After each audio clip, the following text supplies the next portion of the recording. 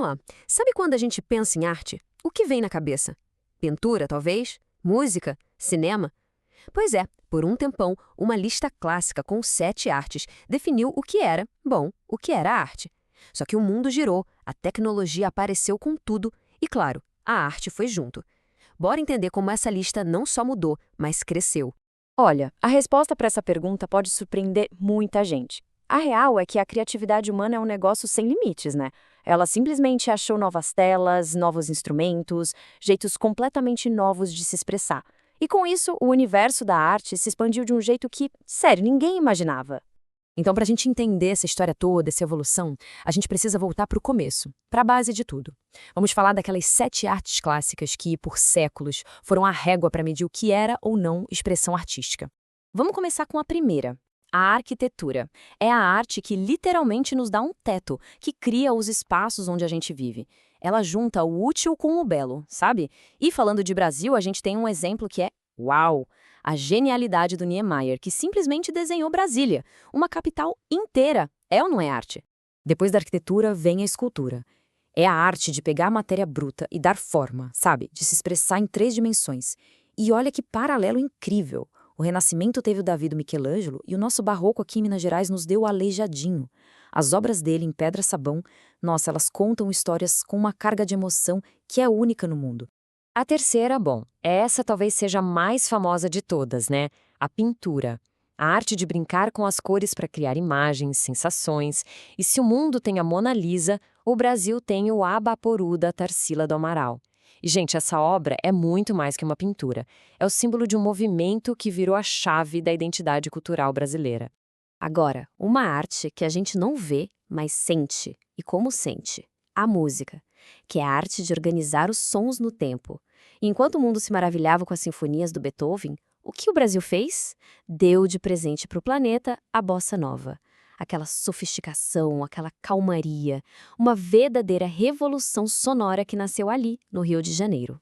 Chegamos na quinta arte, a literatura, a arte da palavra. Pensa só, ela consegue construir mundos inteiros, personagens complexos, ideias que mudam tudo, só com a escrita. E pode colocar o nosso Machado de Assis lado a lado com gigantes como Shakespeare sem medo. Ele era um mestre da ironia, de uma profundidade psicológica que o torna simplesmente fundamental para a literatura mundial. A sexta arte é a do corpo em movimento. São as artes cênicas, esse universo que abraça o teatro, a dança, o circo. E vamos combinar, poucas coisas no mundo capturam a alma de um povo como o nosso samba. É uma explosão pura de energia, de ritmo, de vida. E para fechar essa lista clássica, a sétima arte, o cinema. O legal do cinema é que ele meio que junta tudo, né? Tem literatura no roteiro, artes cênicas com os atores, música na trilha. É uma síntese. E o Brasil, claro, deixou sua marca aqui também com o Cinema Novo.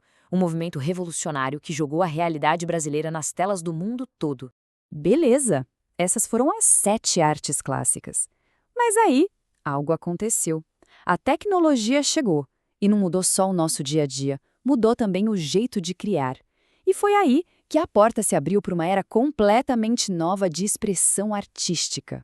E é nesse ponto que a gente precisa repensar o conceito. A arte não é uma caixinha fechada, uma lista que não muda. Pensa nela como um organismo vivo, sabe? Que respira, se adapta, que evolui junto com a gente, com as novas ferramentas que a gente inventa e com os novos jeitos de enxergar o mundo. Esse processo de mudança é quase uma receita de bolo, se a gente parar para pensar. Primeiro, surgem novas tecnologias. Essas tecnologias criam o quê? Novas mídias, ou seja, novas plataformas para criar. E o resultado final? Dessas mídias nascem formas de expressão que nunca tinham existido antes. Simples assim. Então, com essa transformação toda, a lista cresceu. Chegou a hora de conhecer as 4 novas artes que entraram para esse time de elite, formando a lista das 11 artes que a gente tem hoje.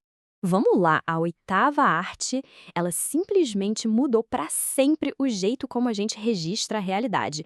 E ela é a fotografia. E olha, é muito mais do que só apertar um botão, né? É a arte de enquadrar o mundo, de congelar um segundo no tempo e contar uma história inteira numa única imagem.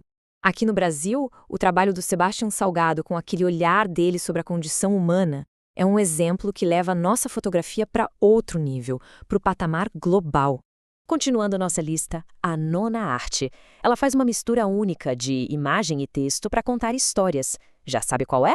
Estamos falando das Histórias em quadrinhos, as HQs. Por muito tempo, muita gente achava que era só coisa de criança, entretenimento. Mas hoje não tem discussão. É uma forma de arte narrativa super sofisticada. E no Brasil, falar de HQ é falar de Turma da Mônica. Não é só um gibi, né, gente? É parte da cultura, da formação de milhões de brasileiros. Agora a 10ª arte. Essa aqui muda a regra do jogo, porque a gente não é mais só espectador, a gente participa. Eu tô falando, claro, dos videogames. Pensa bem, é uma arte super complexa. Junta roteiro, design visual, música e o principal de tudo, a interatividade. As narrativas podem ser profundas, o impacto emocional é gigante.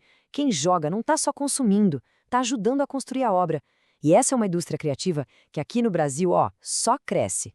E para fechar a conta, chegamos na 11ª, a arte que é talvez a cara da nossa era. A arte digital. Esse é um termo bem amplo. É tipo um guarda-chuva que cobre tudo que é criado com ferramenta digital. Desde uma ilustração feita num tablet até aquelas projeções imersivas gigantescas, tipo as que a dupla VJ Suave faz transformando os prédios da cidade em telas de arte vivas. É sensacional.